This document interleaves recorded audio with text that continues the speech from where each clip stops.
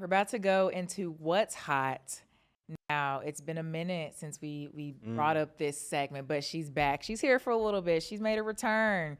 Now, we've seen this on the news because we reported it ourselves, and I feel like Grand Slam is all throughout all the things because everybody's like, when is everybody going to get paid? Where's my money? Right? Where's my money?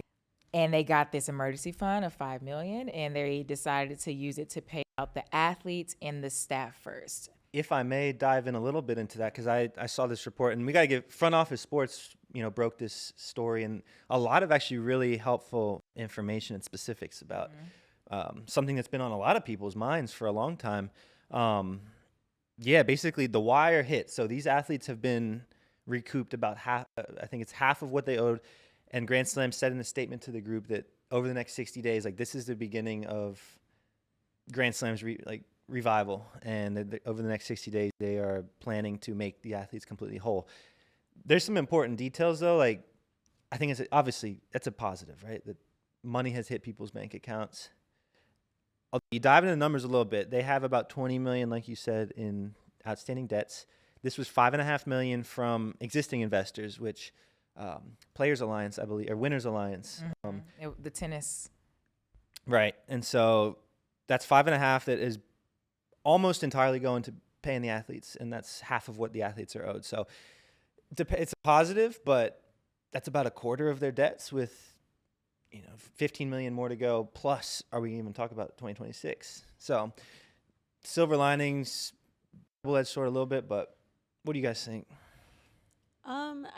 I think it's good that they're finally getting their money, because I think my biggest grievance was the fact that it was hurting the athletes so much. Yeah. I've said it time and time again, where of course the intention is pure, but at some point that does become very secondary when the athletes get hurt, especially when they were expecting and anticipating the money, especially when you think about not just the athletes, but their families, their agents, people who really kind of probably fronting money to make sure that they can do X, Y, and Z.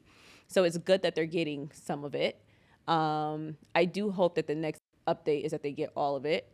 And then also we think about the vendors and whatnot. And then my question after that is, does this mean that we're just settling our debt and that's it? Or are we now working towards the 2026 season as promised? Because even all that aside, Grand Slam was one of my favorite track meets to attend and work. They kind of have the right vision. I guess obviously just the financials behind it just went a little off. So I have a lot of questions, but a lot of things are coexisting for me at once, where it's like, what does this mean for the future? And is the half of this money just kind of like to buy them some more time? Will they get the rest of it? Will it continue? So happy that we are making some strides, a couple steps forward, but still a little wary, still have some questions. Yeah, my head's in a lot of places, but like that money went to the athletes and the staff. It went to it had a number of full-time employees that it also was helping fund. So I'm like, there seems to be some sort of vision to keep people on. Or maybe it's the payroll people. I don't know. Well, they had, their staff's about 10 folks right now, which is down from what it was under normal operations. Exactly. And I think for the money, I'm happy that the money went towards that at least. But I'm like, between the layoffs, the athletes not getting paid, I'm like, when are they going to pay the venue? And that's so secondary. But to your point of when we get this next half of the money, I think where I unfortunately am weary is because the first time that we sat down, I think Grant Fisher's on an interview, USA's, I believe, saying hey, they said they're going to pay us in a few days. Maybe it was August. The end of that month. The end of that month. The end of that month was in a few days from then. And it didn't happen. And I think that's where when you said 60 days, I'm just if I was an athlete and I was waiting on money, I would be knocking at their door, but also very hesitant because last time I was promised something, it didn't happen. And was promised publicly. Yeah. And I think for it to happen again, I want them to get paid. Pay them. But that's why I'm so nervous and scared because I'm when's the lawsuit coming next? Because I'm it's I don't know what's in the contracts, but I'm how many times do we go hey, we'll give it to you. Sorry, it didn't happen. Hey, we'll give it to you. Sorry, it didn't happen. Oh, here's half of it. Hey, when does it, how long does it go? And that's my question. And I really do want them to figure out, to your point, I think there's a lot of potential in Grand Slam. And what Grant said that I resonated with too is that unfortunately, since this has happened, there will now be distrust with athletes when they sign to something new.